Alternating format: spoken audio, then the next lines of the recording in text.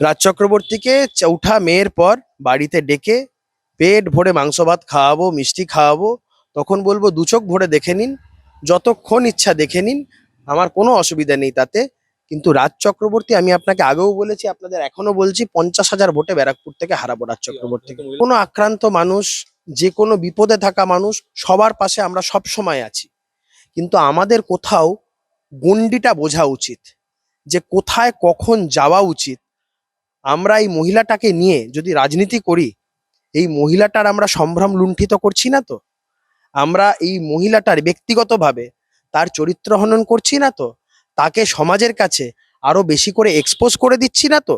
রাজ চক্রবর্তী একজন মহিলার পাশে দাঁড়াতে গিয়ে আক্ষরিক অর্থে তাকে কতটা এক্সপোজ করলেন, এই বিষয়টা আমাদের কাছে খুব পীড়াদায়ক। আমাদের কাছে যা তথ্য, যে কারণে গর্ভপাত হয়েছে, এটাকে নিয়ে যদি বেশি রাজনীতিকরণ হয়, এটা কিন্তু মহিলাটির সম্ভ্রম, তার ব্যক্তিগত জীবন, এগুলো নিয়ে টানাটানি হবে।